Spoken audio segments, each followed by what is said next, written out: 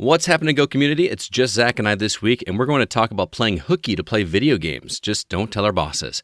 In news, we'll discuss the PlayStation Plus and games with Gold Freebies for the month of December, as well as a much-anticipated update for Super Mario Maker 2. I also played an interactive short film called She Sees Red, and to hear my thoughts on that experience, this is the way. And this is the Gaming Outsider.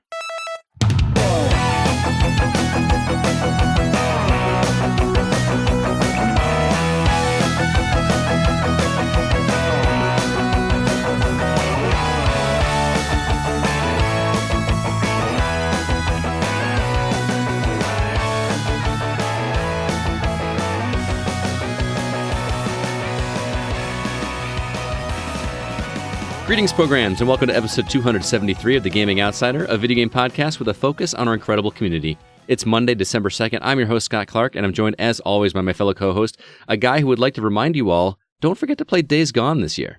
Mr. Zach Parkerson, what's up, man? Hey, Days Gone's great. That's what you keep telling me. And I saw it on sale today, and I kind of thought about it, and then I remember how long you said it was, and I said, I'll never play it, so I'll just wait till it's like $10 or something. It's not a short game. Yeah, it's on sale for under $20 now.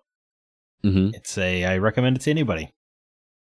Yeah? If you like video games, and I feel like this, I don't know if this carries any weight, but I don't like open world games. I know, and you love that game. I think it was like a month or month and a half stretch that you were still playing that game. I can't believe Zach is still playing this game. Yeah, I'll fire it up every now and again, just try to do a couple side things. I was reading your Twitter today, and you said something about how it being the most natural sounding dialogue you've played in a game in years. Right. Yes, absolutely. Yeah. I mean, well, you even played it at E3 a little bit, and you didn't believe me at how natural the dialogue came across until you put your hands on the game. Well, to be fair, all I really played was the horde mode or whatever. I didn't actually get to play any of the. Oh no, we did. We were at that booth where I was testing out those headphones. Yeah, 3D audio. Or whatever, right? Yeah. I do remember that. Yeah. Well, I remember you coming back and you're like, "Hey, you know what? Yeah, it is. It sounds like real people talking."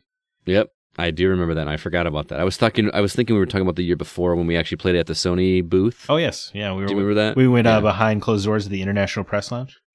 Yeah, we didn't even know we could do that. Yeah. we just happened to walk past it, and we're like, and they saw our passes, and we're like, you guys coming in? Or I was like, well, yes, don't mind if I play the Spider-Man demo a few more times.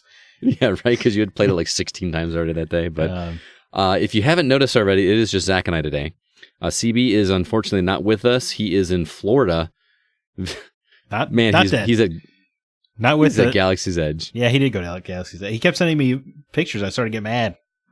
Yeah, it's getting frustratingly annoying that he's there seeing all that and I can't. Yeah, I was like, yeah, hey, look, I'm happy for you. Sounds like a great time. Okay, now I'm starting to get envious. Okay, now I'm just jealous. Yeah, straight up jealous because it looks cool. Especially the picture of the cockpit of the Falcon. See, for me, is that he built his own lightsaber. Well, I already have a lightsaber, so Did you build it at Galaxy's Edge? No, I didn't. Did you pick out your kyber crystal? No, I did not, but I still have one. That's not good enough for me. I want to build it. Did you have a nice Thanksgiving, man? That's fine. Yeah, mine was fine too. Yeah. Speaking of Star Wars, I did my little Black Friday movie marathon. Watched all 9 Star Wars movies. Episode 1 obviously being the highlight. I wouldn't say it was the highlight. No. I still think 4 and 6 and 7 or 7 and 8 were the highlights. I liked 8 much more this time around. The Last Jedi? Than I did in the past. Yeah. Oh man, I love Last Jedi. And I feel like I still have gripes. There's too many freaking porgs in that movie, and it just annoys me. The timeline confuses me in that movie, but otherwise, I'm okay. Well, the whole trip to that casino planet was a sheer waste of time. It just was absolutely pointless. Well, I mean, it kind of develops Finn's perspective of the universe a little bit. Well, that, and we're introduced to those kids, at the very end that had that cool moment in the closing shot, and I feel like that was. I mean, I guess if you're setting up just for that was a pretty freaking cool moment. But and it had the best moment of the entire trilogy, Rey's identity reveal, which I'm thinking they will walk back in episode 9. Wait a minute, they didn't reveal. Yeah, well, the reveal was that she's nobody. That's so cool to me. That you don't have to have the name Skywalker to matter in this galaxy is awesome. Well, and that was kind of what they were going for with the final shot of the film too. That was definitely part of. But it seems like the fan base is so upset. I am very worried Abrams will walk it back. I hope not. I actually kind of like that. And I would actually kind of expand the universe beyond episode 9, if you think about it, because then the Jedi can exist without the Skywalkers. Yes. Which would be awesome. Wow, welcome to the Star Wars podcast. Here, you want to hear my next theory? I think there will be no Jedi and Sith after this movie, and there will only be Skywalkers. Stay tuned. Wait, there will only be Skywalkers? I think that there will be no Jedi and Sith. It'll be more gray, like the gray Jedi. Okay. But that organization will refer to themselves as Skywalkers. And that'll be the Skywalker saga. Oh. That's my guess. Stay tuned for our upcoming Star Wars show. Yeah, I would totally be down with that. We could talk. I could sit and talk Star Wars with you forever, man. Yeah. It was fun. I have never watched all of them back to back like that. To be fair, we didn't watch Solo and we didn't watch Rogue One in this marathon. Although I did watch Rogue One on my own a couple days prior. Farming, really, a man of your talents. Man, he's such a great bad guy, Ben Mendelsohn. Yeah, I love him. He's pretty great. Oh, that whole story was so good. It was really, the more I watch that one, I like it. Actually, I was the last one. I was the only one that made it through all 8 movies. Everybody left after episode 7, and I sat and watched episode 8 by myself. Because I was like, I am finishing what I started. I appreciate that. Did. Yes. Yeah. Well, I know we talked last week a little bit about Black Friday deals and that. Did you pick up any over the weekend? No, pick up anything? I've done one Cyber Monday deal, and that was YouTube Premium has a 3-month trial. There you go, man. That's the only thing I've done. I bought a new MacBook Pro. Wow, that's big. That's a pretty big one. I mean, I didn't go all out. I just got like the standard, 13-inch, 8 gigabyte, 256 gigabyte hard drive, all that, solid state, taskbar. But I haven't cracked it open yet because I'm very, very busy. And I want to be able to just sit down and dedicate and do it and play it around with it. Open it up the right way. Oh, yeah. What are you going to do with your current MacBook? Don't know yet. Okay. Because here's the thing is my new one does not have a disk drive in it, like a CD. And I know that sounds silly. Yeah. But my DJ business still uses CDs. And if I ever buy a song on iTunes or something, I need to put it on disc to be able to use it in my DJ equipment. So part of me wants to hang on to it and so that I can burn something unless somebody around here has a CD burner that I could borrow. Well, surely there must be external CD burners, right? Yeah, it's got to be. It's just a matter of finding one for Mac that's reliable, but maybe that's the route I'll go. Outside of that, I did also pick up a couple Switch games. I have been playing the mess out of my Switch since I got that Switch Lite. Oh, yeah. I don't know why. That thing is just so much more comfortable to me than it's just as comfortable. It's just as portable as the Switch. I know, but I am taking it with me everywhere, and I am playing things on it more than I did my original Switch. It's kind of crazy, but I picked up some stuff that was real cheap. I picked up, remember Puzzle Quest? Yes. Age of the Warlords or whatever it's called. I picked that up. I'll talk about that a little bit more later. And I picked up, even though I already own it on Xbox, I picked up Rogue Legacy. Okay. Because that's just a great pick up and play game for Switch. And it was like on sale for like $5. Cue the tired cliche, but that game seems perfect for Switch. Yeah. That's kind of why I got it, because I can just play around and put it down and not care. So, but man, that reminds me I own Shovel Knight on Switch. I still never played it. That new one's coming out, by the way. Did you? Yeah, I got an email about the new expansion. Yeah, I'm excited. King of Cards. Yes. Yeah, I have the whole. I don't know. Treasure Trove. I have like all the amiibo pre-ordered and everything, but I just have never played Shovel Knight. Wow, you've never played it at all? I played like an hour of it. Really liked it, and then just haven't gone back to it. Man, don't make me pull a break the seal card on you, man. I mean, I like what I played quite a bit. The music is so good in that game too. It just feels like a great old, like DuckTales meets Mega Man meets I don't know what other game did. It's just really good. Anyway, wow, this is a long intro. Star Wars. I promise I would stop doing that. but before we get to going too far, let's go ahead and jump into the week's news.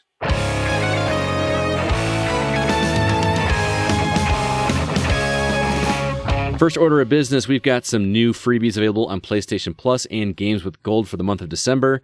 On PlayStation Plus, we've got Titanfall 2, great game, and Monster Energy Supercross, the official video game, which I first saw that title and I went, well, 1 out of 2 ain't bad.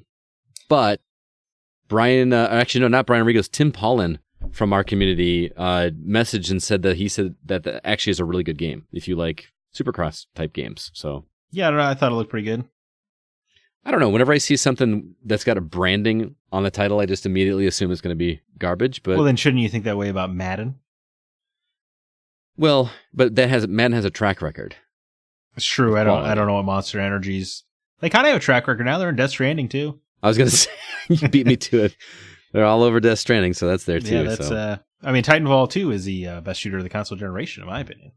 Oh, that's such a great game. If you have not played Titanfall 2, do not hesitate. Even if you don't like multiplayer, that single-player campaign is a lot of fun. It's perhaps the best shooter single-player campaign ever. But the multiplayer is also just incredible. You know, you've been pulling a lot of greatest ever in the past month or so, it's one of them. You know, that's a very definitive. I don't know what campaign is better. Halo 1? Like, oh, as far as a shooter campaign, exclusively a first-person shooter campaign. Oh boy, you know, I can't think of one off the top of my head, but that may have to be a topic for the future. Like, best shooter campaigns, or maybe we do like a battle royale like they do over at the Hollywood Outsider. Please, I am stressing exclusively first-person shooter campaigns. First-person. Scott's out here trying to make me sound like a crazy person. No, I'm not saying you're crazy. It's just you're not the type of person that deals in such absolutes. Yeah, only a Sith deals in absolutes. Thank you for picking that up. Well, anyway, that's PlayStation. Podcast, man. I know, man. It's ridiculous. It's so awesome to be a Star Wars fan right now, and I just can't stop thinking about everything Star Wars. Let's move on to Xbox. Xbox games with gold. We've got a game called Insane Robots on Xbox One for the entire month of December. Jurassic World Evolution on Xbox One from the 16th through January 15th. I know Nate, our producer, is going to be playing that one. I'm actually shocked that he hasn't already played that one with as big of a Jurassic Park freak as he is. So, and I might check that one out too. Also, you can get right now Toy Story 3 on Xbox 360 from December 1st to the 15th. I'm not 100% certain, but I feel like I remember that game being an easy 1,000 achievement points for you achievement hunters. So you may want to check out that one. And then, wow, weren't we just talking about this game last week, Zach? Castlevania Lords of Shadow? Right. Yes, because you... Mirror of Fate? Yeah, Mirror of Fate. Mirror of Fate HD, that's the one that bridges the gap, right, between 1 and 2? Wow, I didn't even realize that was a different game. I just thought it was Lords of Shadow. I thought it was just an HD collection. They called it Mirror of Fate. This is I think, like, in-betweener? Mirror of Fate was the 3DS... it's like a classic Metroidvania kind of game. Oh, I'm even more interested then. I thought this was the isometric slasher. If I remember correctly, I think you play as Alucard during what's happening in between Lords of Shadow 1 and 2. Okay. I think, because doesn't 2 open with a big fight between Alucard and Dracula?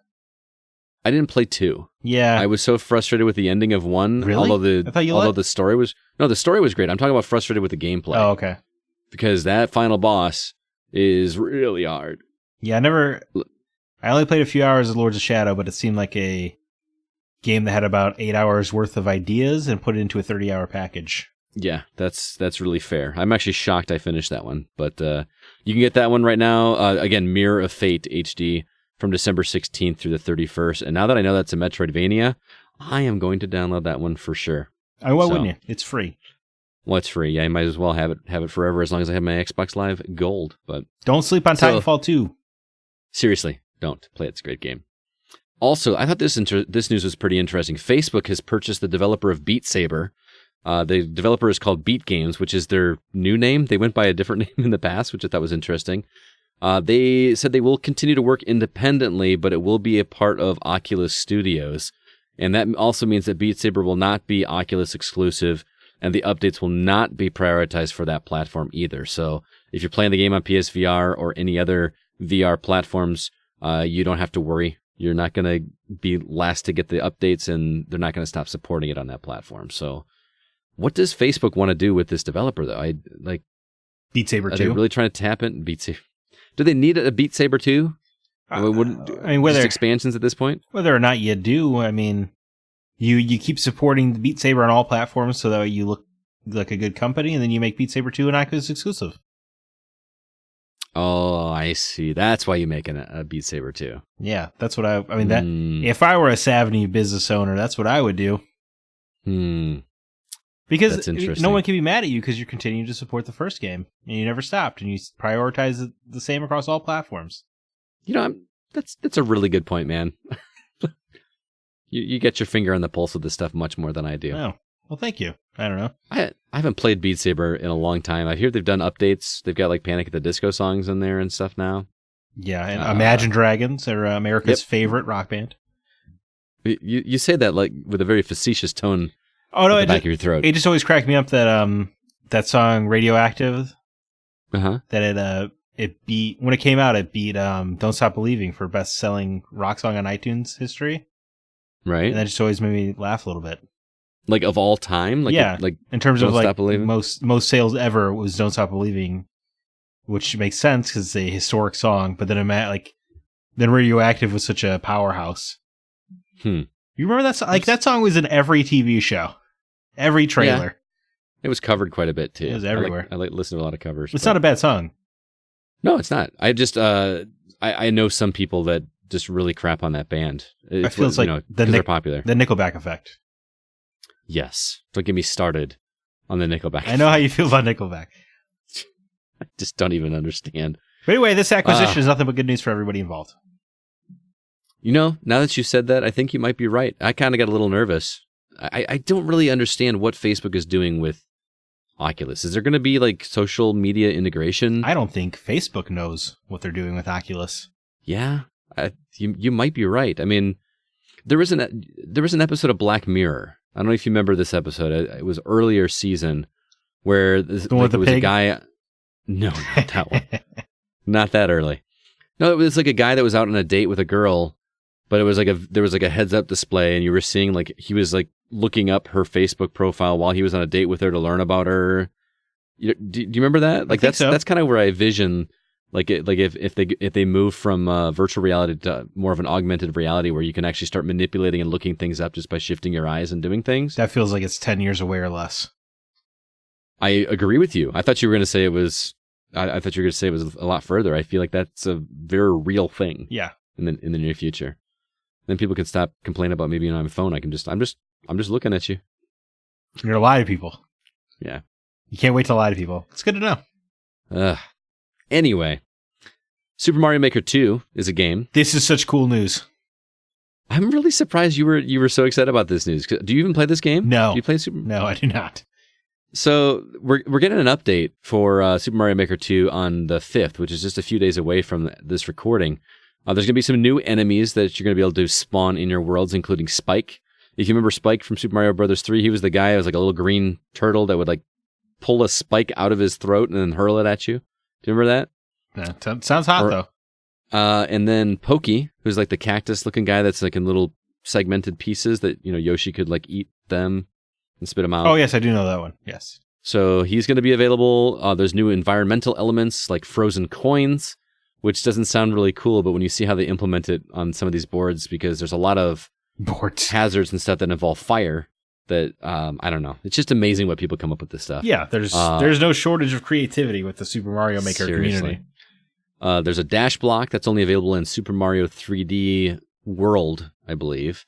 And then some P-switches, which I was surprised those weren't in there, although there's a new like unbreakable one. But the kicker that I think is pretty cool is that in 8-bit Mario mode, there is a power-up that is the Master Sword, which will transform Mario into Link, like the old 8-bit Link from the original Legend of Zelda. Lets him use his sword, lets him jump, lets him use bombs, and lets him use a bow and arrow. Not only left, right, up, and down, but also at a 45-degree angle, which looks really cool. Say, that's the kicker, is that he uses his stuff. The first Mario Maker had a bunch of costumes.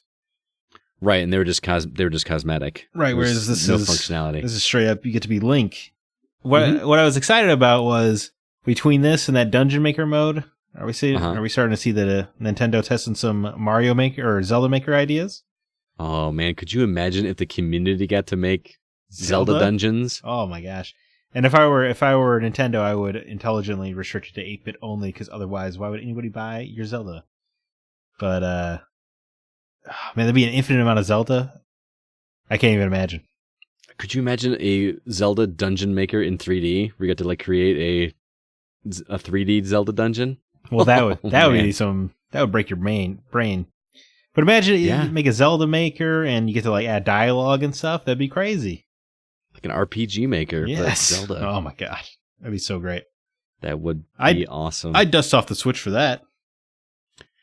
Yeah, I would not have to dust off my Switch because you won't stop playing it. I know. That's all I've been playing this week, which is kind of crazy. No, I played a little more than that, but yeah, this is really cool news, and I'm happy for people that are playing this game. I know my brother-in-law is playing this like crazy. He says he's played it so much that he doesn't even like the Nintendo design levels anymore. He feels like they're just too simple because he's playing these insane. Because he's addicted to the rush. Yes.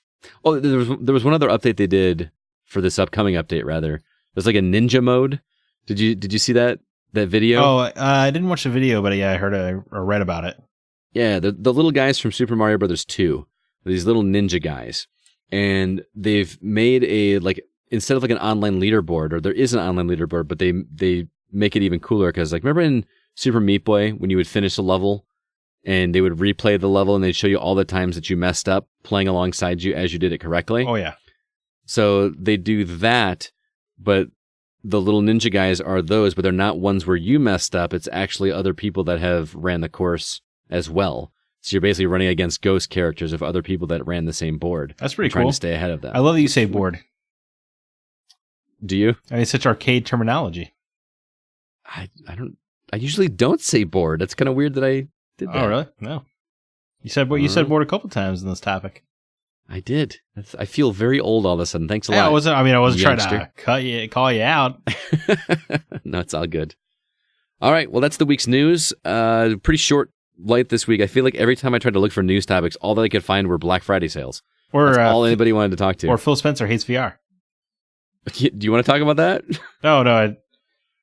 He doesn't hate VR. Yeah, the Xbox is not investing in VR. I just feel like they really got out of control of the conversation around it.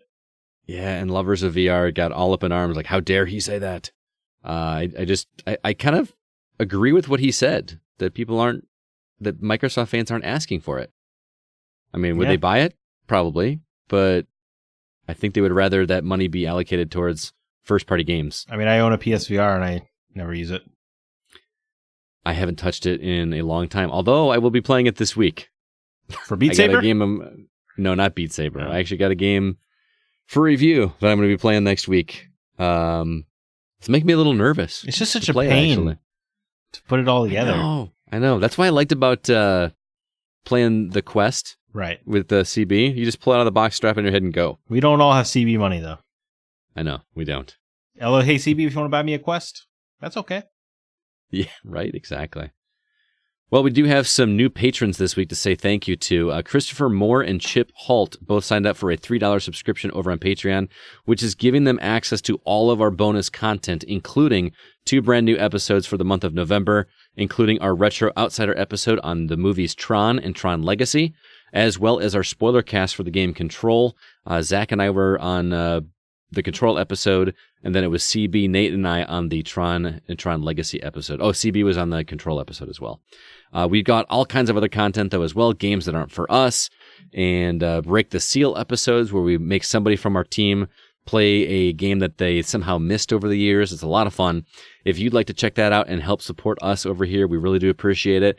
Head over to patreon.com/thegocast, and it really does help us keep things going over here. And yes, we promise the Glee episode is coming.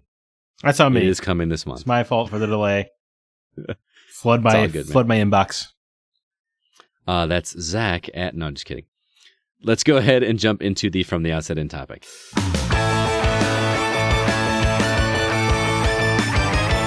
This week's topic came from our producer, Nate, who wanted to know if you've ever played Hooky from work or school in order to play a video game. Now, if you're not familiar with that old school term, it means you skipped out on your responsibilities for the sake of playing a video game. I think, correct me if I'm wrong, Zach, but doesn't Hooky come from like a fishing term? Because like back in the old days, people would skip out of work to go fishing.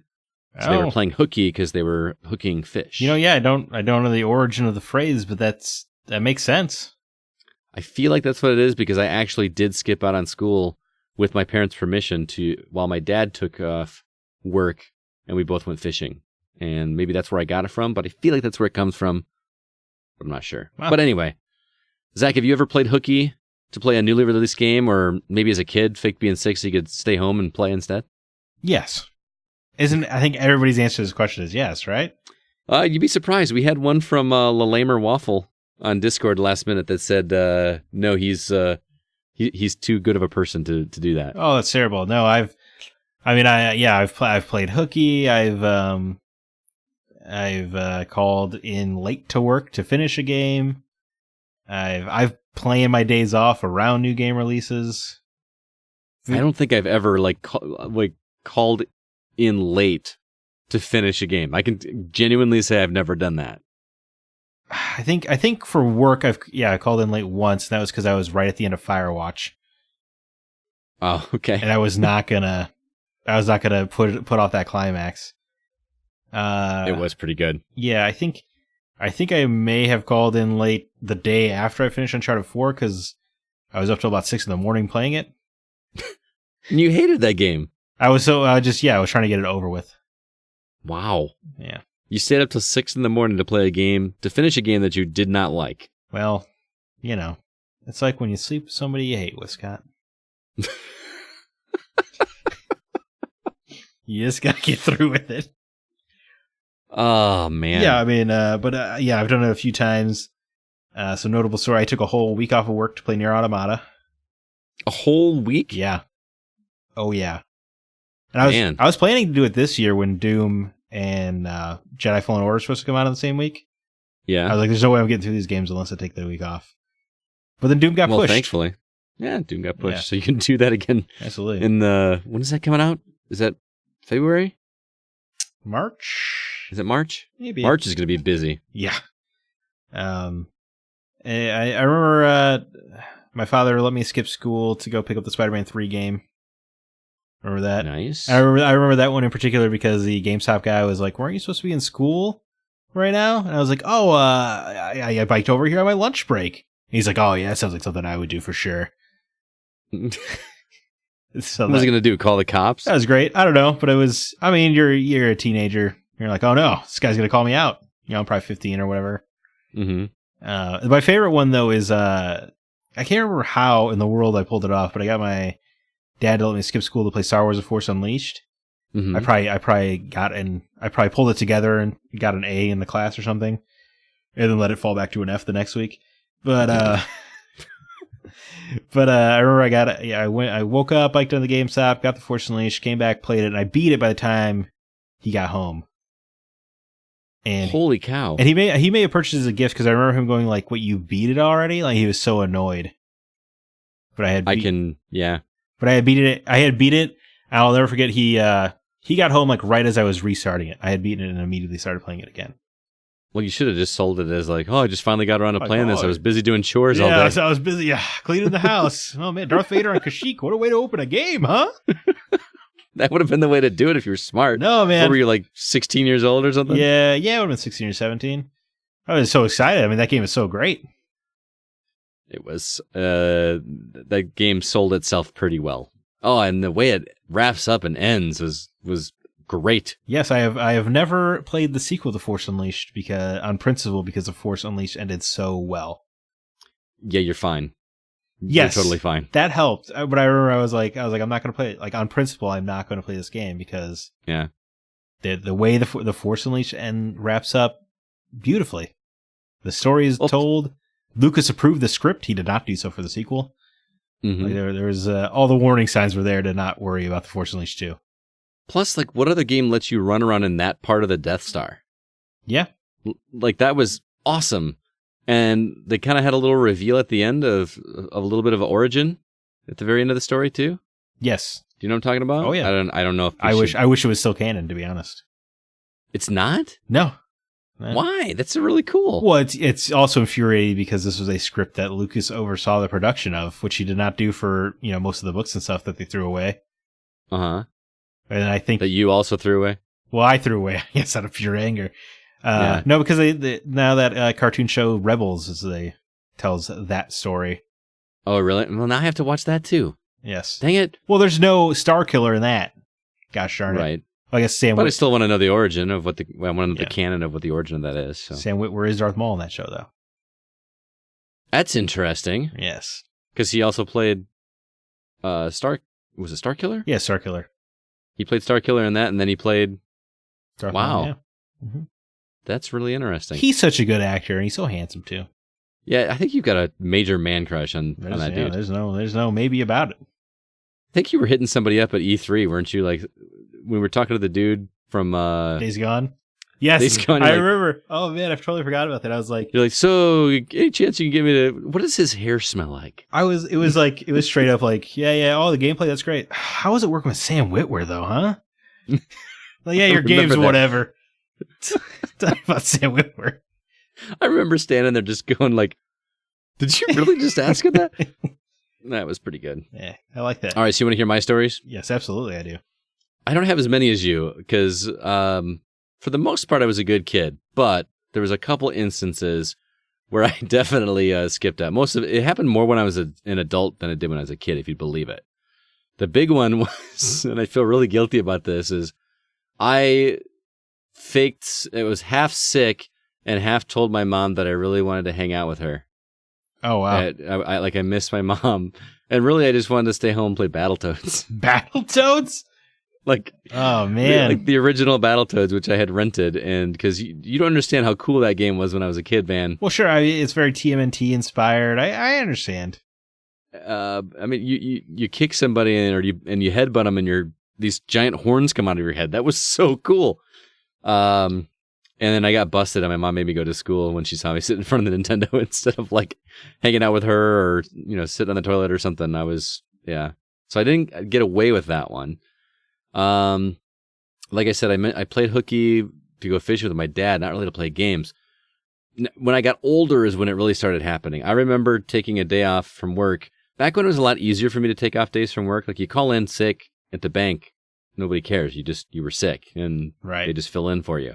It's a little harder for me because if I call in sick, I have to basically write 5 or 6 pages of lesson plans for a substitute teacher if I get a substitute teacher, and it's never worth the effort. It's just always easier just to go to work and then play afterwards. But when I was working at the bank, I took a day off from work to play BioShock 2. And I will never forget it because my friend at the time also took the day off and we played together. And when I say together, you immediately think like pass the controller, like we talk about doing that back in the day. No, I think you guys are talking in an Xbox party chat while you play it simultaneously.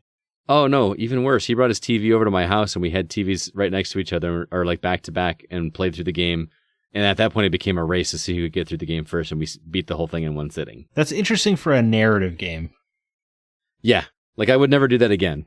Like if I were going to do a narrative game, like you said, it would be definitely like let's pass the controller and do that because it makes more sense. Uh-huh. But in an age of achievement points and trophies and all that, it doesn't work quite as well. You know what I mean? Yeah. Yeah, I would just do the party chat and be like, oh, cutscene. Yeah, that's like the key word, cutscene. Yeah, Shut up for a second and then wait for the other person to say okay, and then you can start talking again. Yes. But you got to have the right person. I don't know, man. It was fun like hanging out with somebody. I know, we always do the party chat. We always do that. But, actually playing back to back. And we started playing them right side by side. And then realized, like you noticed, that, hey, if we're doing narrative, it's going to, we're going to spoil stuff for each other. So instead we kind of angled so that we couldn't see each other's screens and chatted that way. It was a fun day, but beat the whole game in one sitting. That was awesome. Isn't that fun? Isn't that fun to do? You can't do that with games anymore. They're just too long. Really. They are too long. Although, this doesn't count as playing hooky, but being a teacher, I occasionally get a snow day where like the weather's so bad that we can't get to school or the buses won't start or something like that. So one morning I woke up and got a call at, 5 o'clock in the morning that said there was no school that day. And I was like, great. Tomb Raider just came out. Nice. And I was able to run down to Redbox and the first one, the first remake, and beat that in one day. And I don't do that anymore, man. I can't tell you the last time I sat down to beat a game in one day. But definitely made good use of that $3 Redbox rental for that. Sure. I think I also skipped out of work for Gears 2. I feel confident that I skipped out of work for Gears 2. Yeah, I guess that sounds right to me, too.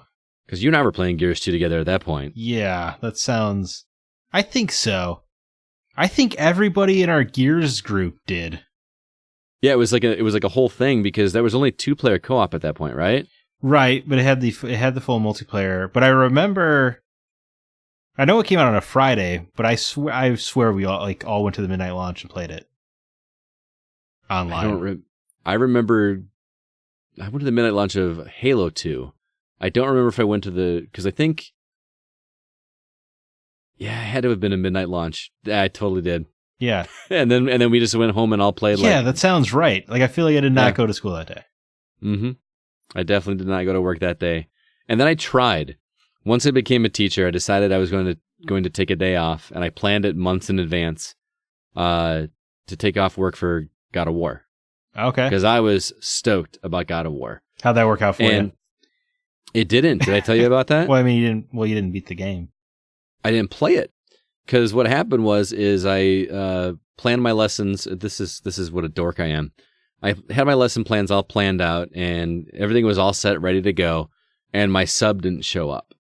So I was at school that morning, and they told me that we don't have a sub for you, so basically your kids are going to be split up and go into other classes while you're gone. And I was like, no, that's not going to happen. I'm just going to stay here and teach today. So I ran home real quick, got my PS4, and set it up to download the game because I bought it digitally. And the internet was really poor at school, especially for a size of a game like that. But it was done by the time like lunch came, so I got to play it for like 20 minutes on my lunch break or something like that. And then taught the rest of the day and went home and tried to play it some more. So that was a time I tried to play Hooky and it didn't work out for me. Did you ever beat God of War? Oh yeah. Oh okay. I couldn't remember. Yeah. That was a fun ending.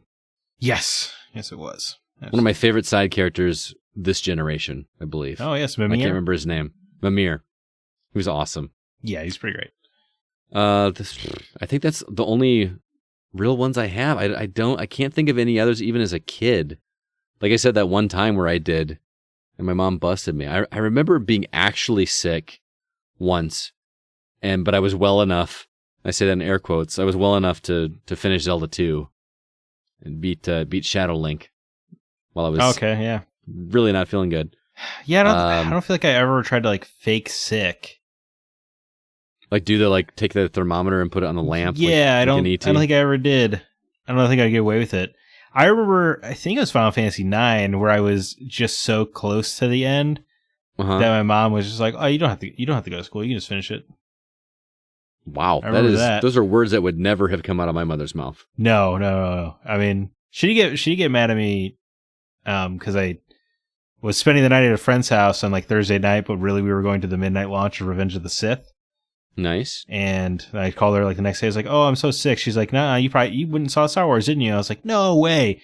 But then me and my friend that I went to the theater with were in the McChesney Park newspaper for being the first people in line for Revenge of the Sith. You can't really argue that. So she was right. She was dead right. Wow. Yeah.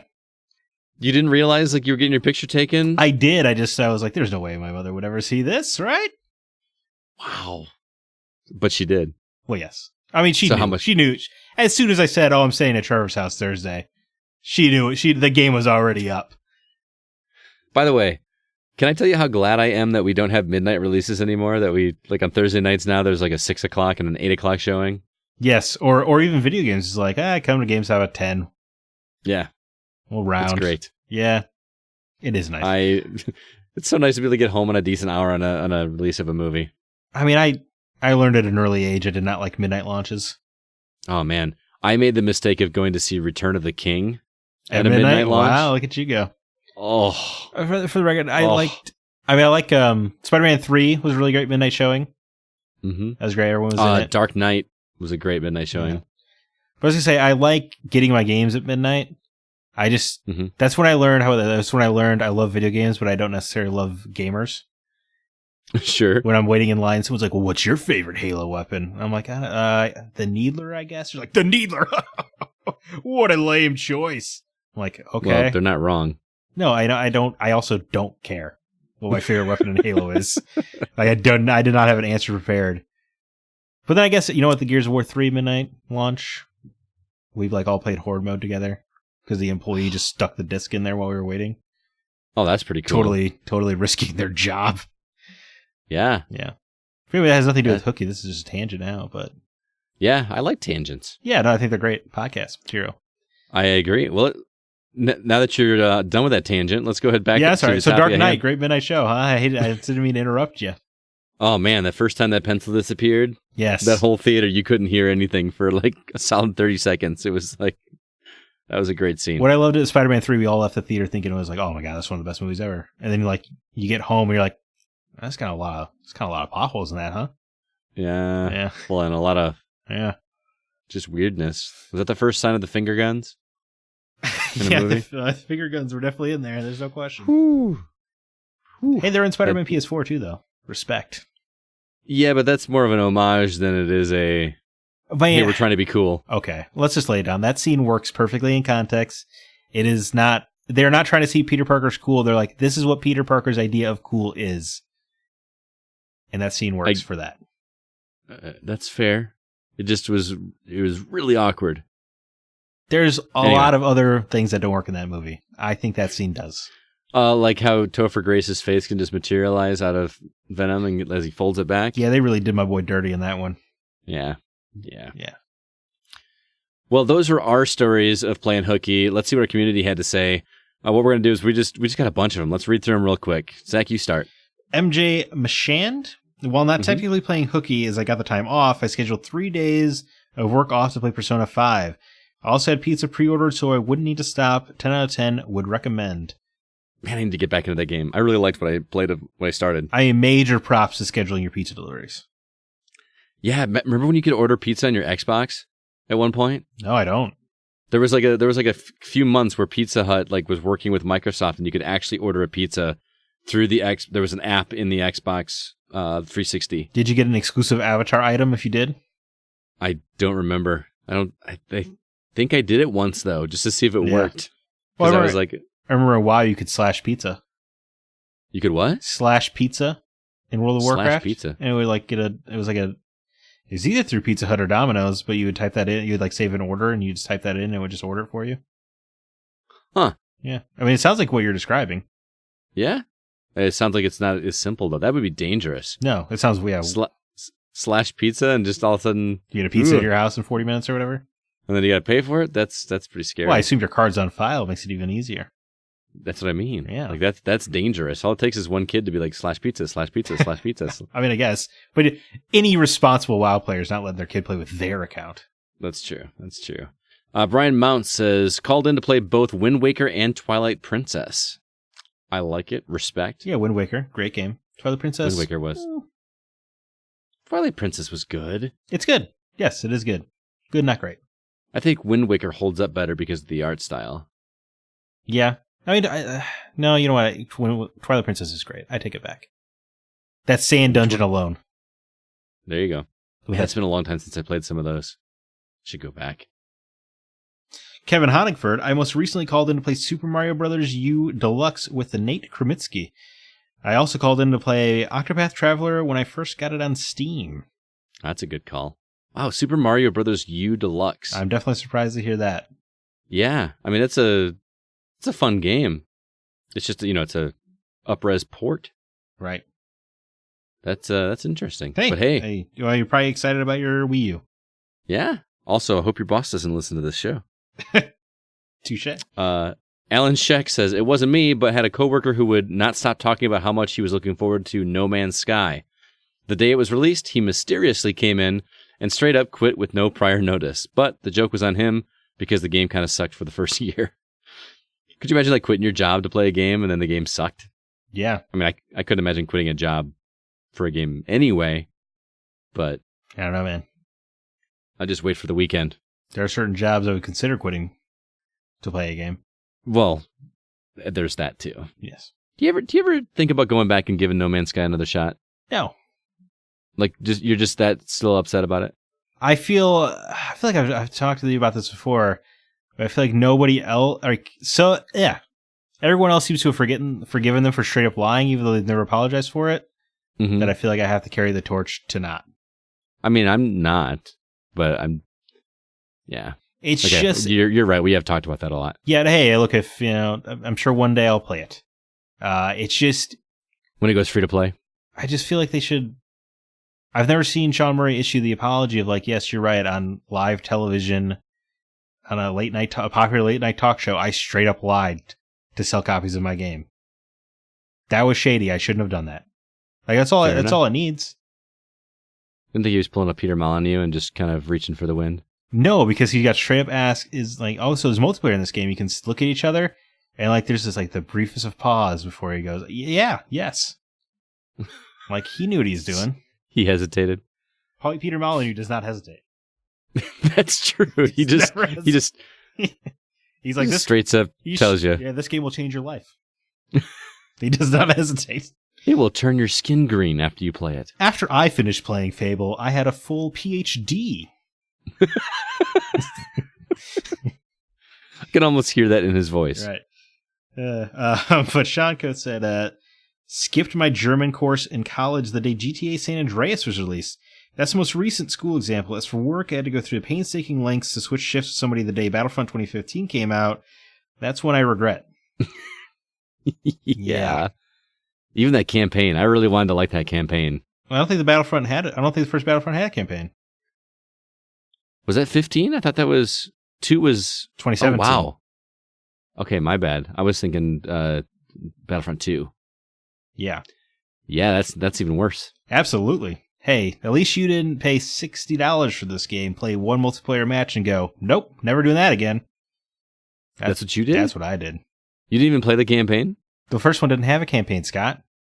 Oh, I thought you were talking about the second one again. No, the second one I bought digitally, even. Whoops. What?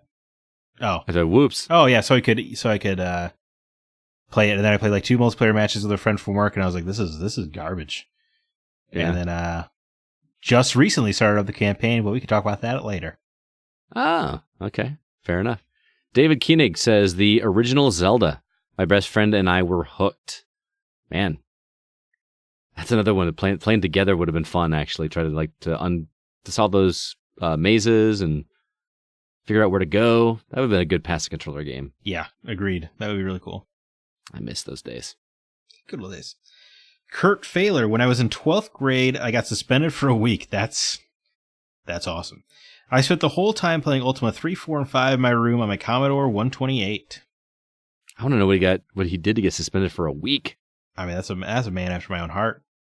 I was suspended more often than I was not. Also, aren't Ultima games like really long? Yeah, he must have really been doing nothing but playing Ultima, I would think. Yeah, to go through 3 of them in a week. I mean, even in a week, that's a lot of. Hey, that's a lot of gaming. I'm impressed by Kurt. Everything he's told me here, I'm impressed with. Chip Halt. I hate to admit it, but I had, quote, car trouble a couple times to blow off work because of World of Warcraft. It always seemed to coincide with the release of an expansion. And that right there, guys, is why I am scared to death to play MMOs, because that's the kind of stuff I would do. I would do that. Yeah, I think I would do. Be like, raid day? Oh, man, I'm supposed to work late. Oh, man, I'm starting to feel sick, though. Yeah. Yeah. Stephen Rombing. Well, Stefan Rombing. Rombing? Well, my son has been sick a lot. When a few games or expansions have been released, for example, WoW releases or Uncharted 4. I love that he uses his son as an excuse. My son is sick. Yeah, I think everybody with kids uses their kid as an excuse to get out of stuff. I'll plead the fifth on that one. I think that's the benefit about my feelings of the kid. And here's a note for any managers or bosses: the kid is always fine. For the record, the kid is always fine. Somebody called in. Somebody actually was sick today because their kid was sick, but they were sick as well. She looked sick. I bet the kid is fine. Uncharted 4, though, I feel like Stefan probably doesn't like me very much. I didn't dislike Uncharted 4 nearly as much as you did. No, I know. That's why I said Stefan dislikes me. Yeah. Hey, no matter what, you have to admit that game is about twice as long as it needs to be. Oh, no. You're absolutely right. That could have been much, much shorter. Yes. We got some on Discord as well. Amber Olmsted Lily.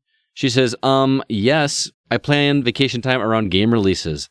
I'm planning an extra dates off around Final Fantasy VII Remake, Animal Crossing, and Cyberpunk 2077 this year. A few years ago, I was super into Titanfall before the release of the game. I called into work because I got access into alpha testing. Hopefully, nobody at her work listens now. It's a human being after my own heart, for sure. That's definitely what I do. Well, what's funny is she works at a game store. Yeah. You know what? I used to work at a game store as well. And I was always... call in sick? I always didn't want to call in sick because they would know. They would know why. They know when the release dates and what games are coming out. There'd be no sneaking around about that. No, it'd be funny is if you like try to sneak into the store and buy your copy or whatever. Yeah, that is kind of funny. Yeah. I did go back to the GameStop that I was fired from to get my Watch Dogs. That was funny. Awkward. It was funny. The woman who fired me rang me up. Wow. Yeah. She thought it was BS as well, just so you know. Wait, she thought it... Oh, so I got fired for... I got fired for a really dumb reason. Oh, yes. Okay. So it was not her decision. She was... No, it was mandated to fire you. It was really dumb. Gotcha. Yes. In fact, they wanted to cancel my pre-order of the limited edition, but she told them she would not cancel it. Wow. Yes. Why? Like, why would? Okay. Somebody stole on my shift, and they fired everybody on the shift for it. Oh wow. Held everybody accountable. That doesn't even make any sense. But that's a whole other conversation. A lot of what GameStop does not make sense if you are an employee there. They are the worst job I've ever had. By a country mile. Never worked at a GameStop, although I did interview at a GameStop. They wanted to make me I think they said key holder. Yes, is that a position? That is their way of saying manager. Yeah, like I had never had any experience, and they're like, "Yeah, we're looking to fill a key holder position." I got hired as a key holder right out the gate. They wanted to give me a store. Wow, but I turned them down. For the record, I've heard other GameStops are better, and that mine was notoriously bad. But anyway. Playing Hooky. CJ Moore. I definitely took off some Fridays to play Halo 2 online multiplayer at my buddy's house. Might have pulled a Bueller a couple of times when Jedi Academy came out on Xbox. Still my favorite Star Wars game. Pulled a Bueller. That's a respectable choice. Yeah. I remember You ever played Jedi Academy? It came out on backwards compatibility recently on Xbox, and I fired it up, and it does not hold up very well. The console version never really did well anyway. Oh, okay. But I do remember playing a lot of role-playing servers on PC for JKA. JKA? Jedi Knight Academy. Oh, Jedi Knight Academy. Okay. Yes. Maybe I'm thinking of a different one then. I mean, the console version I thought was pretty bad. Oh, okay. So maybe it doesn't hold up. Thomas Beck says, I am never sick, so it would be too noticeable if I suddenly called in sick when a big game released. Also, I have too much sense of responsibility to play hooky for a game release, unfortunately, but I can totally imagine taking time off to play a game you have been really looking forward to playing, especially if it's a new release.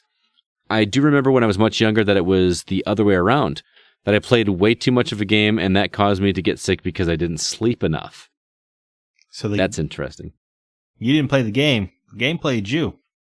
Pretty much. Although I can relate. I've done that. There's sometimes where I stay up too late and just don't sleep, and then I wind up getting sick. I did that with Uncharted 4. Yeah.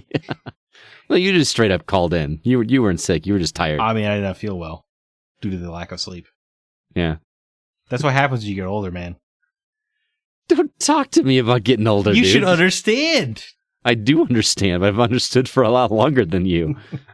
That's why I'm glad that we don't have midnight releases of movies anymore. Age gating over here. I know. Spencer Cushing. I have once or twice called in sick for a video game release. I believe I called off in 2010 when COD Black Ops came out, and 2012 when the second one came out. Otherwise, this is the most noticeable in recent time I took off was for the R2V2 GameCon. That's Rock River Valley Video Game Convention, in case you weren't familiar. Shameless plug. Yes. I was supposed to be at work that Saturday helping catch up in the lab, but instead I was there with the Go crew and the lovely voice actresses enjoying my badass prize, the Switch Lite. Worth taking off. Yeah, he took the day off and hung out all day. Oh, if you're taking the day off, you may as well. Yeah, that was pretty cool. Also, he won a Switch. He did win a Switch. That's pretty cool. And thank God somebody present won the big prize. Yes. Because if you remember... It's starting to look real bad. I know, everybody that won wasn't there, and we were like, well, we don't have to be present to win. We gotta change that up next year. Yes. Space those giveaways out throughout the day a little bit more, because that was a little... Lesson learned. Lesson learned. We'll do things better next year. Next time, I'll do better. Well, thanks to everyone for all the comments there. That was a lot of fun. Zach, are you planning to take any time off for any upcoming releases? I mean, not Avengers. Probably I will take some time off. Interesting. Yeah. Now you're making me want to do that, because that's a multiplayer game. Right. Yeah, I mean, I think it's scheduled to come out on Friday, so I might just take that Friday off and just tear it up. When does that come out? May 15th or the 22nd, maybe. See, I'm to the point where I feel really guilty taking days off work from school. Well, I get a summer off, and I get Christmas break, and some extra days in Thanksgiving. You have actual humans that matter relying on you, right? And they, I hate the idea of my students just spending a day in another classroom not learning anything. You know what I mean? That feels like I'm failing 22 kids. So I don't know, man. Speaking as a former student, those substitute teacher days are pretty bomb. Yeah, I know. That's I don't want it to be a giveaway. I don't want it to be a daycare for them. Fair enough. I mean, it's tempting for Final Fantasy VII just because it'll take so long. That's the thing is, like, I get spring break in March. Oh. So there'll be a good week in there where I'll be able to do nothing but play Final Fantasy VII, but that's not going to happen. I really hope that game isn't like 80 hours or whatever. It can't be. It's only covering disc 1. It could, man. I don't think so. I hope not, but we'll see. I don't really have one in mind where I'm planning to take off time that I'm not already allotted. I mean, it's different for summer and these long breaks I get, and I try to keep my time to those. I say that, and I took 2 days off this year already for R2V2. Yeah. Well, one for R2V2 and one for the interviews that we had to conduct to try to drum up interest in R2V2, if you remember. Right. I don't know if I'm excited enough for Avengers to take the time off, but I got to use a PTO somewhere. Might as well. Yeah. So you don't like it if you don't use them, you lose them kind of thing? Yeah, there's a certain amount that don't carry over. So I got to burn through that. You know what? I don't know, man. That Ghost of Tsushima game, that might be the one. I need to see more on that. We haven't heard about that one in a long time, other than, it's still here. I think that's all I need to know. Yeah? That game looks rad. It looks really good. Yeah. Well, that was a fun topic. I'm glad that worked out. Before we move on, let's say hello to some new people over on our social media. First on Facebook. If you're not over on the Facebook group, head over to facebook.com/groups/thegocast. We've got one new member over there by the name of Jason Keach. So be sure to head on over there. Also on Discord, we've got a server up there, and the link is in the show notes for this. We want to say hello to Liquid Snake and Davin Valosa, who actually joined today. So welcome to you guys. No new iTunes reviews, so if you get a chance and you haven't already, do us a favor, head over to iTunes and leave us a review. Let us know what you think of the show, things that we might be able to improve for you, but it really does help us get the word out there and get our voices in other people's ears. We really do appreciate it. And we've also got some written reviews available on the website. Nate, our producer, did a review of Sparklight, and CB did a review of a game called Beast Simulator he talked on a previous episode. And Joel Selinsky's review of Sniper Elite 3 is also available for you to read, so be sure to check that out along with all of our other reviews. And we are closing in on a pretty big hurdle for this year for written reviews too. Zach, are you as excited as me, or is it just me? Oh yeah, definitely excited, but you are giddy with anticipation that we might have 100 published reviews this year. 100 published reviews for a team our small, I think, is pretty impressive. And I agree. We got 1 month to hit that, but fingers crossed. We've got enough in the hopper that we can make it happen. It's just a matter of sealing the deal, getting those written, edited, published, and out to the PR people. I can't wait to figure out how to talk about a game as weird as Death Stranding. I can't wait to read your review of Death Stranding. I'm really tempted. We're going to talk about that. We're going to talk about that in the games we've been playing in just a minute. But in fact, let's go ahead and jump into the games that we've actually been playing. That sounds great.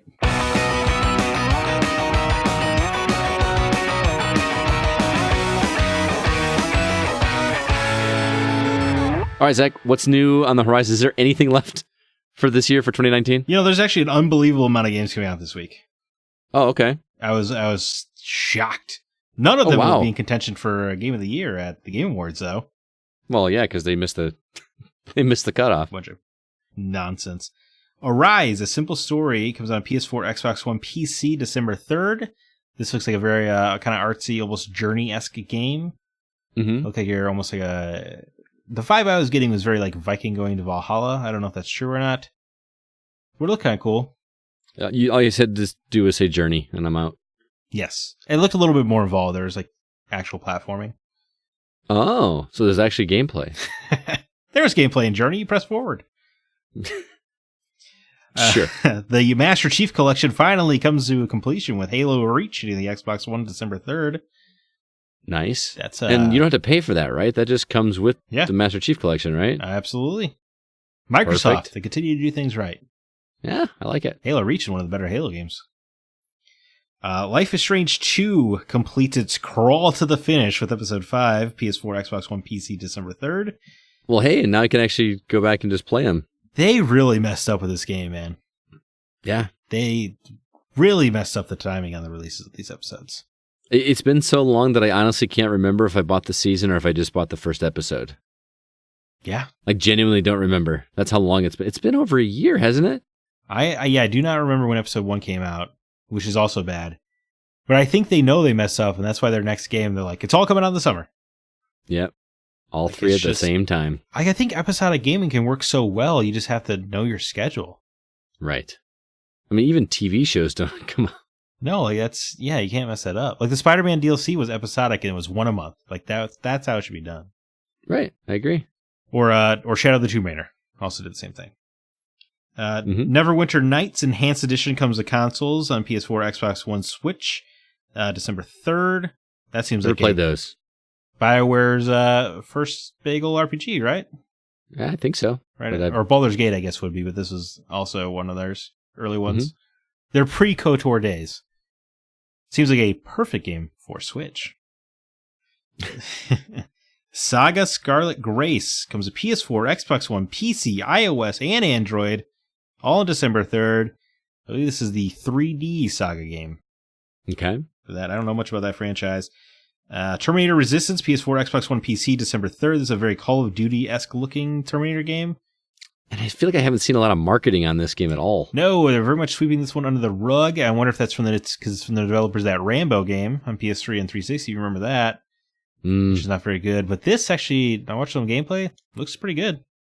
I thought it looked really good too. That's what I'm surprised there. Maybe it was because the movie bombed so hard they just kind of assume everybody's going to not play it. I mean, it straight up looks like a Call of Duty game with a Terminator skin. Yeah. That's awesome. And that's kind of what I want. Yes. And it's a budget price as well. Sign me up. Right. Darksiders Genesis annoyingly comes only to PC on December 5th rather than the consoles as well, which is a bummer because I love that franchise. Well, do you like what that game is going to be though? Yeah, kind of like the isometric shooter thing. Yeah, like a Diablo game. I played it at E3. Scott, I don't know if you remember. I forgot that you played it at E3. I did. I would say it's closer to those Lara Croft spin-offs than it is to a Diablo game. Oh, okay. Kind of more puzzle and action. I really like those games, but I always wanted to play them with somebody because they just seemed like infinitely more fun. But I could never track down someone to actually sit down and play through those. Well, I mean, I'm always down. It's got Lara Croft right in the game. But they always worked. I liked them in single player just fine. Are those backwards compat? Can you play those on Xbox One? Well, the second one was only on Xbox One PS4. Oh, okay. Temple of Osiris. I know I have the first one for sure. The sequel is superior, I would say. I feel like the sequel also was on Games with Gold at one point. I would play that game with you. It's cool. Star Ocean First Departure R is a remake of the very first Star Ocean game coming to PS4 and Switch December 5th. Something that appeals, I feel, directly to Scott's soul. Assassin's Creed The Rebel Collection comes on Switch December 6th. That is Assassin's Creed 4 Black Flag and Assassin's Creed Rogue on the Nintendo Switch. I've played both of those games to 100% completion. Yes. One of them twice on two different platforms. Black Flag? Yeah. I don't need to do it again. But I still feel like these are the ones you like. I do love those games, but if I'm not going to earn any more achievement points, then forget it. Yeah, no. Fair enough. And then Ashen is a Souls-like that's been on Xbox One forever, and it's getting ported to PS4 and Switch December 9th. You know what? There's just not enough Souls-like these days. I feel like that one wasn't nearly as well received as other ones. Well, I think when it came out, it was technically early access, but also on Game Pass. So, yeah, I don't know. I think it's coming out of early access. Gotcha. Any of these you plan on picking up, playing? Neverwinter Nights is the nostalgia appeals to me. Okay. I love Baldur's Gate and Neverwinter Nights back in the day. So I think I'm almost certainly I think I'll pay for that, download it, and never play it, probably. If I'm being realistic. Sure. But Terminator... At least you're honest. Yeah, Terminator I would love to play at some point. If Darksiders Genesis were coming on console this month, that would be my number one pick. But I'll have to wait for that one, I'll say Terminator as well. That's why... Just because I want to see if it's good. I agree. Well, I feel like we live in this like golden age of licensed games right now. Mm-hmm. And I want to see what they do with Terminator. I do as well. And I understand that I am in the minority, but I think the apocalyptic future of Terminator has always been very interesting to me. I agree with you. Okay. Well, I mean, yeah. I know everyone hated Terminator Salvation to death. I did not. I love Terminator Salvation. You know what? I really like the game, too. Did you play Terminator Salvation? I also like the game. Grin, I thought, was a very good developer. That was I got all the achievement points. I think that was a pretty easy achievement points, but that was one where like the Terminator, you could see pieces of them flying off as you were shooting them. Yeah. Which at the time was really cool. It was like a squad-based shooter and everything. Yeah. Yeah, I really liked the far-flung feature of the Terminator franchise. I hate that movie gave away its best twist in the trailer. Yes. That was unfortunate. I feel like they did that with the new one, too. Did like, they did stuff in the trailer that would have been... That too, but I mean, even just the line, which doesn't play well in a trailer, but I feel like it would have played better seeing it for the first time in a movie. It's nice that you were one of the 14 people who went out and saw it. I didn't see it. Oh, never mind. I'm saying I saw the trailer, and seeing the line in the trailer made me not want to see the movie. Oh, which sounds dumb, but I feel like it would have been a fun surprise to just see it in the movie, to hear that in the movie, because I wouldn't have been expecting it. Yeah. Fair enough. But in a trailer, it just feels like they did it just for marketing. Did he say he'll be back? She did. Oh, yes. Which, that's fine. It's cool. It just would have been a fun surprise in the movie instead of being sold it in the trailer. And I'm not gonna. Yeah. Hey, look what she said. Stop trying to make fetch a thing. Terminator. It's not gonna happen. It's not a franchise, man. I'm sorry. I don't know how many box office performances you need to see to prove it. It is not a franchise. What's a bummer is I heard that movie's actually really good. Just nobody wanted it. It's not. Audiences have told you several times now they do not want these movies. Yep. Just stop. I agree. That's my Terminator Salvation. It's that and Alien are two franchises that audiences don't show up for, but they insist on trying to make more of. I wanted there to be more Alien stuff. You just can't top Alien and Aliens, and even Alien 3. I liked Alien 3. I don't think I've ever seen Alien 3, but yes, those first two movies are pretty impeccable. I don't understand the hatred for Alien 3. I really don't. I thought that was a fun movie. Again, never seen it. I know Winona Ryder's in it. That's about all I know. No, that's Alien 4. That's Alien Resurrection. My apologies. Alien 3 is still just Sigourney Weaver. She's trapped on a prison planet. So it's like the Chronicles of Riddick. Not nearly as bombastic as Chronicles of Riddick. I was thinking the game, Escape from Butcher Bay. Oh, okay. It's a great game. But yeah, you should watch Alien 3. Okay, I will. But rewatch Aliens before you do, because the events, like there's things that just happen like right at the end of Alien 2 that lead into Alien 3. Alien over Aliens. That's my stance. Oh, I'm with you 100%, man. I don't understand why everyone thinks Aliens is better than Alien. Yeah. Also, I think Aliens is still an incredible film. Oh, yeah, it's great. But James Cameron, man. Anyway, so you've been playing She Sees Red on iOS. Yes, playing is a loose term. As it is an interactive film. Yes, it's basically a short film that has, dialogue, not even dialogue choices, which is what I expected. When you have like an interactive movie, you expect it to be dialogue choices. No, you were actually picking between one of two options for a character to do this or do that. Is this in the same vein as The Bunker and Night Shift or whatever?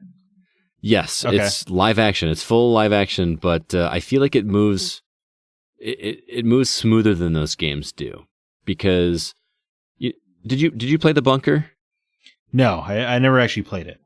Okay, well, in a game like that, you kind of have a lot more time to make a choice, and while you do, your character just kind of stands there and looks around or weaves back and forth while he's like quote unquote thinking for this decision. Sure. In She Sees Red, you have about 3 or 4 seconds to make a decision, and there's no stop in the action. It's just like the character just keeps doing what he's doing, and as long as you make that decision before that timer goes out, he does one or two of those actions with a completely seamless transition. Sounds like that Truly Terrible Black Mirror Bandersnatch thing.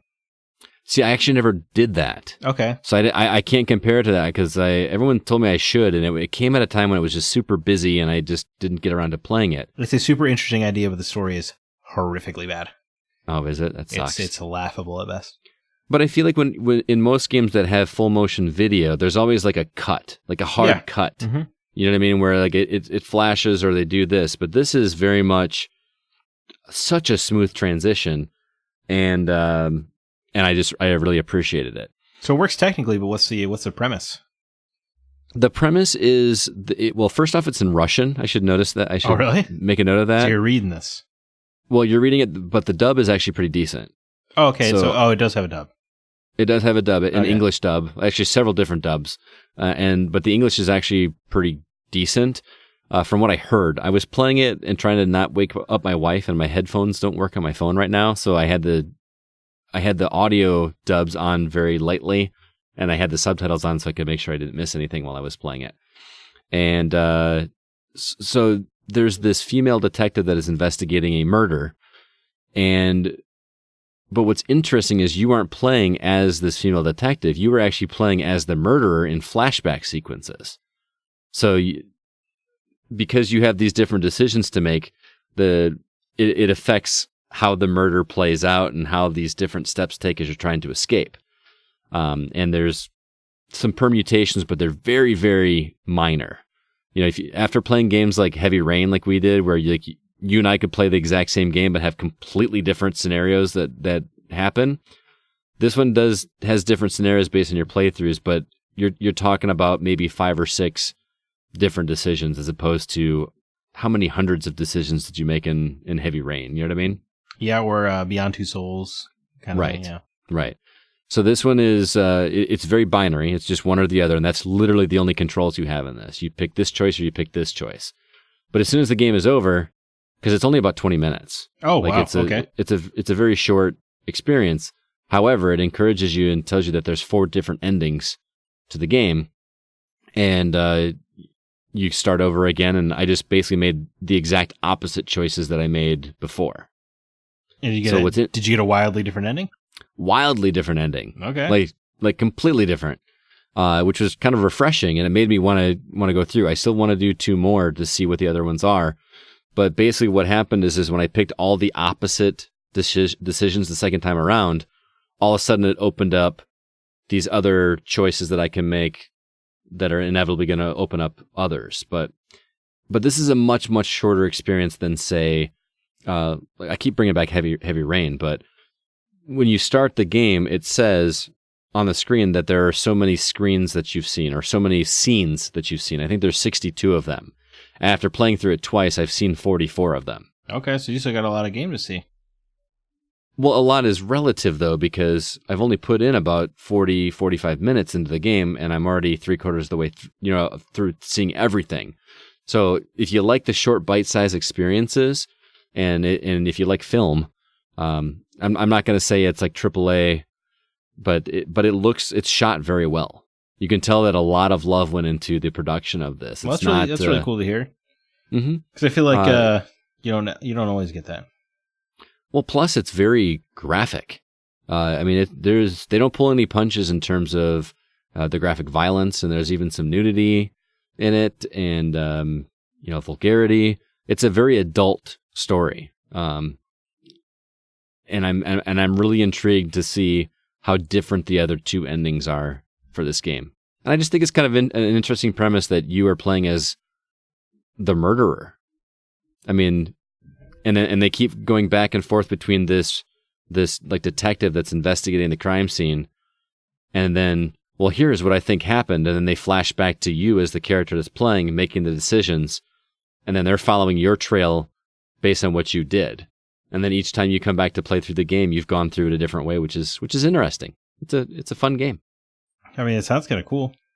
It is, and it's on PC. It's been on PC for quite a while. Oh, okay. But it will be on. It's coming out on iOS, which is where I'm playing it on the 4th, I believe, which is Thursday. So by the time you hear this recording, it'll be available like the next day. And I think it's like $3, $4. Yeah, I mean, the iOS kind of seems like a natural home for it to me. Yeah, for games like this, Yeah. I mean, even with a laptop or something, you're gonna have a huge screen just to click a mouse. Yeah. Click one button. But yeah, I'm genuinely curious to see the other two, and that's saying something for a game that's that short, and makes me want to immediately go back and play it again. Well, to invest you in a story in that short amount of time is a pretty good sign. Right, but to be fair, I'm not saying that the story is gripping. I mean, there is, because what's happening is the woman that's investigating this scene, she's also got the owner of a nightclub with her and his goons, and they're following her around.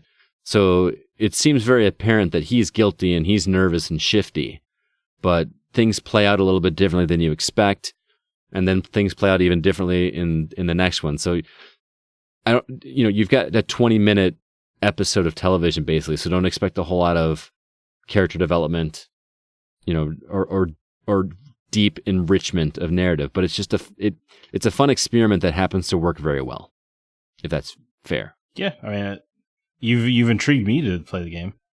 All right, but I'm also notoriously good at doing that, and then you play the game and you don't like it. For roguelikes. Yeah, which are always interesting on the surface, but then I want to kill myself when I play. Wow, I just can't get around that. Hey, I mean, do you feel that way about Souls-likes? That's true. Although I've been playing Fallen Order, so yeah, that's definitely a good gateway drug for it. Yeah, it really is, and it's making me understand the appeal. I've been saying that for the past 3 weeks. We got to stop, but that's really the only new game that we've played this week. What have you been catching up on? Yeah, I've been playing a mess of stuff since last week. Yeah, I beat Death Stranding. Okay, so does the story, without spoiling anything, does it feel satisfying? Yes. Okay. If you're giving me a binary choice. All right. So I feel like we should talk off air, like either on, like I want to get a synopsis of the story, because I'm not going to play this game. Yeah, I'm just not going to. I'm not gonna wrap it up here. The last few hours though they're like very Hideo Kojima being incredibly self-indulgent. I think at one point you texted me and said, "Well, I've been watching the cutscene for the past 35 minutes." Yes. By the time you get to the end, you're watching a cutscene for about 2 to 3 hours. Get out of town. Seriously? There is an incredibly frustrating section where you just have to walk until a cutscene triggers, and then it'll play a cutscene for like 10 minutes, and you walk again, and then you wait for the next cutscene to trigger. But it's the same area, and you just kind of have to walk in circles. And that goes on for... That sounds maddening. It goes on for about an hour. It's unbelievably frustrating. And it feels like... Well, just play the cutscenes. So let me ask you an honest question. Okay. As a guy that's played maybe 2-3 hours of this game, and didn't like it, but I keep hearing so much praise about this game, and I know that you seem to like it. Do you think that this is going to sweep the Game Awards? I think if it sweeps the Game Awards, it'll be more obvious than ever that the timing of the voting is unfair. Oh, interesting. Because I think the game starts off remarkably strong. Mm-hmm. I don't think it finishes as strong. Okay, so all the walking mechanic stuff I like a lot. I think that's so cool. It's very unique to the game. I think it introduces conflict later on. Stealth, some stealth and some other things. All of that is bad. Very bad. This game has the worst boss fights I can remember playing this console generation. Like the bosses in this game are mind-numbingly bad. Every single one of them. Ah, that sucks. They're bad. They're so bad. And that's fine, but every time they were there I was like, why do you need this? Why does it have to be in this game? Because people would complain if there weren't any combat in the game. But I think it would be such a stronger game without it. Especially the message of the game is, reconnecting America. So I understand why there is conflict to make it an even more arduous journey. But it just, if you're gonna have combat in the game, make it good. Man, I'm just so tired of fighting this boss. Can I go back to walking and carrying stuff across ladders? That's I love the walking. I think that's such fun gameplay and trying to, because you'll encounter trickier and trickier terrain, so you really have to start thinking about how am I going to get over this. And then, you start to, the other online player, the other people you're playing with in your, shard of the world or whatever, you guys come together, you're like, oh, let's build this road so we can get past the conflict areas, or, let's put up a warning sign that there are BTs in this area, or I'm going to leave this vehicle here because I know another player might use this to get past this area because I know a vehicle really helped me here. Like, so much of the game is about, so much of the game is great, and it's about coming together. But then, especially the last, 5 or 6 hours, is almost strictly combat and cutscenes. That sounds kind of like what the promise of Journey was. Yeah. But without the communication, because, you couldn't really communicate with the person. Well, you can't communicate in Death Stranding. Well, you can't communicate directly because you don't actually see each other, right? It's just what you leave for somebody. So it's kind of like helping strangers out just for the sake of helping them because you know what it's like to be there. Yes, and that is such a cool thing. And you know what? Yeah. It's something only a video game could do, which is always great. Mm-hmm. And I think that works so well, and I really do like delivering packages, man. So, spoiler alert, will this fall in your top 10? Somewhere. Probably the lower half. Really? Probably the lower half. Wow. Yeah. It's, even though those last few hours really burn you out, I think the plot really comes together. Everything makes sense by the end. Okay. We're going to talk off air at some point. Not as cleanly as Control, but, which I know, just for your own edification. But there are a few pretty great twists near the end of the game. Well, that's good to hear. Yeah, it's just, it felt like Kojima just couldn't let go of the Metal Gear Solid. And it's funny. The stealth is so terrible in this game, considering the man helped invent it. Yeah, that is kind of funny because the stealth was really good in the Metal Gear Solid games. Yes. What else you been playing? I've been chipping away at Sekiro, Shadows Die Twice more. Boy, that game's hard. Mm-hmm. Yeah, I bet it is. I don't know if you knew that. And you're good at those games. Yeah, so. It's tricky. It was kind of it takes some while. Takes a little bit of jumping back into because Fallen Order's parry timing is a little bit different. Mm-hmm. But they have some very similar combat systems. Now, I would love to know the behind the scenes on those two games because clearly, Fallen Order could not have copied Sekiro because it came out in the same year. There's no way they could have copied a combat system that quickly. Right. So do you think Respawn was mad when Sekiro came out? They're like, ah, that was our take. Right. But no, that game's really great. I mean, conquering bosses, it feels harder than Dark Souls or Bloodborne, though. Wow.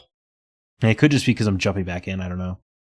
Like I said last week, I've watched people play that game, and I just go, no, there's just no way. I played through the entirety of Dark Pictures Anthology, Man of Medan. Oh, wow. Was that the first time you'd played it? Yeah. Played it. Aaron from the Hollywood Outsider gave me his friend pass when we played through it together in co-op. I think that was just this weekend only they did that, didn't they? I think, they handed out the guest pass, but I think you can use it until January. Oh, okay, cool. I think. But did you play this earlier this year a little bit? I did. I didn't finish it. Did you like it? CB finished it something like 6 or 7 times. Well, no, because he really liked it. He's got nothing but time. That guy. I liked it. It's been so long that I would have to start over, and because I don't remember the story at all. Mm-hmm. It was creepy, but the co-op is super cool. How does the co-op work? So you each get you'll come to a scene in the story, whatever, and you each gain control of one character, mm-hmm. but you're playing simultaneously. So Aaron was having a conversation between a guy and his girlfriend over to the side, whereas I'm having a conversation between some douchey frat guy and the captain of the ship. Oh. But they're happening at the same time. We're trying to fill each other in. And it works really well when you get to the horror part. Because there's a neat gimmick they do involving hallucinations. And you never quite know what's happening. So you really need to communicate with your co-op partner to make sure you're not accidentally about to kill each other, basically. That's really cool. So it's not just like a girlfriend mode. We used to call those back in the day. It's super cool. You straight up just... there was I went on a diving expedition into a sunken ship. Mm-hmm. Aaron had no idea what I was doing down on that ship the whole time. He was on the boat grilling steaks. with having conversations. Yeah, having a conversation. And then like I'm swimming back up. I see an explosion on the ship. I'm like, oh my, are you under attack? He's like, no, the grill just kind of exploded. Like the fire got out of control on the grill. But like my characters are freaking out because they don't know what's happening up there. I didn't know what's happening. That's really cool. It's a super cool idea, and it works great. I wonder if it would be fun to play that without being able to talk to each other. So you just kind of let that mystery play. So you can't have like cheater mode, like play with random. Yeah, it would make a lot of the horror areas very difficult. Yeah, that's fair. But you gotta communicate to make sure that works. Yeah, it's cool, but you'll be separated playing entirely different scenes for a long time. So you might kind of get lost and into it, and then like not be talking because you're paying attention to the story or whatever, and then you don't even realize it. But actually, you guys are playing now. Your characters have met up, and you don't even know about it because of the unreliable nature of the game story. It's freaking cool, man. There is one moment I had because I got pretty far in the game where I hit a QTE. And I feel confident I hit this QTE, but it failed. I know exactly what you mean. Do you? And maybe we should, because I don't want to like ruin it in case somebody hasn't played it. No, but the QTEs I don't think are fair in this game. They come so quickly. Yes. First off. And when you get later into it and the QTEs become much more life or death instead of just messing up, right? The timing windows are longer, noticeably longer. Okay. So they're intentionally short to kind of make you fail in the beginning. I don't think that's fun. I don't either. But this one that I hit and missed, it killed off a pretty prominent character. Was this on a ladder? No, this is in a boat. Okay. I'm trying to be super vague, but but it was also like that you didn't see the character die. They kind of disappeared off into the sunset, and you were left to assume that they died. And I was kind of expecting that character to come back later on. And it's been so long that I had to go back and play it again. Yeah, I still have it. Let's just go play it. But I think the QTEs are a little bit mean-spirited. I do think there is a noticeably wide variance in the way the story can play out. Mm-hmm. Like I had a character got his leg injured early on, and for the rest of the game, like if there's a ladder, he'd be like, "I can't go up, guys." Like if there's a gap, he's like, "I can't jump. I got to figure out a different way." Oh, that's kind of cool. Yeah, but so little mess ups that you make will affect the rest of the game. For you. And his leg only got wounded because Aaron messed up. Right. I love that you pointed out that he was the one that messed up, and not you. I mean, only one character died, and it was not my fault. Nice. Anything else? But I don't blame him entirely because the QTs are jank. Playing a little bit more Jedi Fallen Order. You're still playing that even though you beat it already? The game that keeps on giving. I found about an hour or two long area of that game that is straight up just tossed to the side. Like a total side area that you don't have to play in order? No, and the entrance is barely noticeable.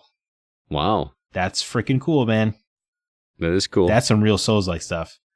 So yeah, this game has a lot of cool hidden secrets and stuff. Let me guess, you got a new lightsaber color when you finished it. I think I got a new poncho color. Poncho color, okay. You know what? That's more satisfying than I had an extra 12% slicing damage. Hey, that would have been beneficial a long time ago. No, I don't like those at all. I would rather have a new cosmetic. Seriously? There's nothing more frustrating to me in a game than when I get to the end of an area and it's like, well, now you get an extra 10% piercing damage. Like, this means nothing. I love that. That means I'm going to do more damage next time around. Yes, but no, that does nothing for me. Instead, I'm going to have this cosmetic that I'm never going to use because I'm perfectly fine with the color of lightsaber I have right now. See, I'd rather have a new hilt for a lightsaber than I would for a moderate for an extra 3 bullets in my clip. Like, I don't care about that.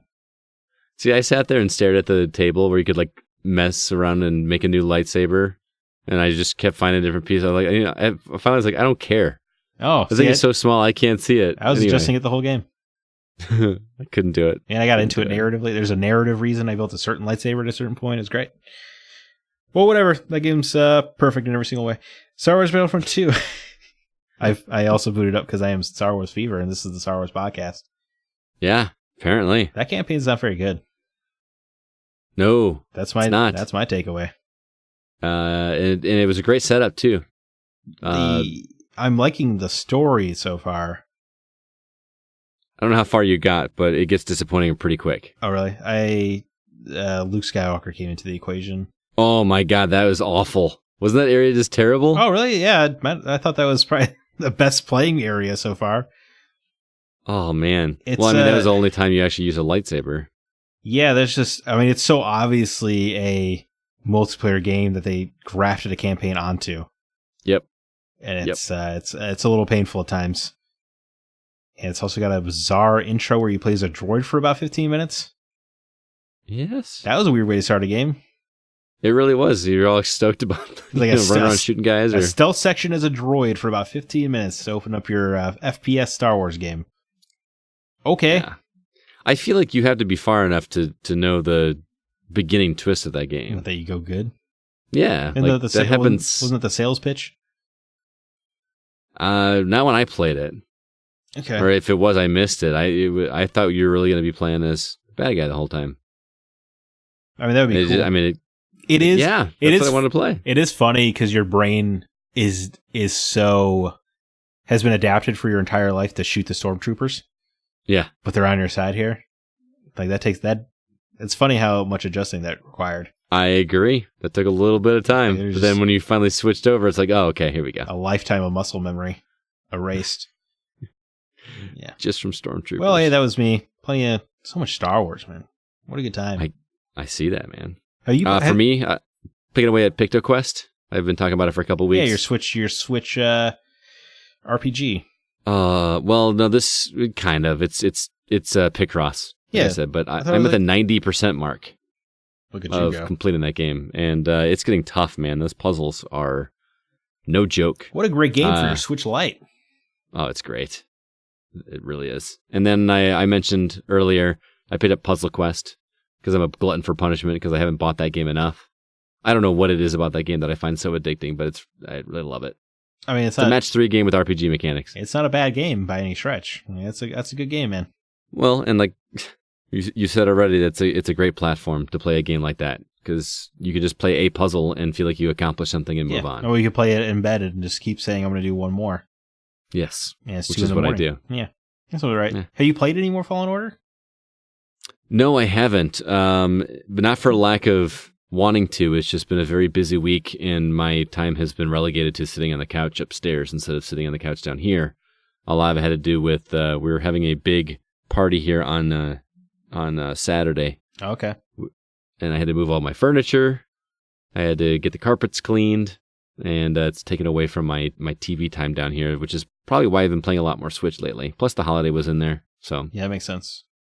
But get back to that game, man. You gotta beat it before the internet spoils it. Yeah, I'm going to. I think I am going to drop it down to story mode, just because I really like the gameplay, and I was fine with it, and I actually didn't have a problem with that boss that I told you about. I think I beat her on my second try, but I just really want to see the story, and I want to finish it for the year.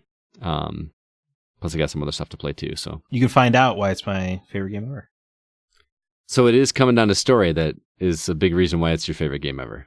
The story is very, very good.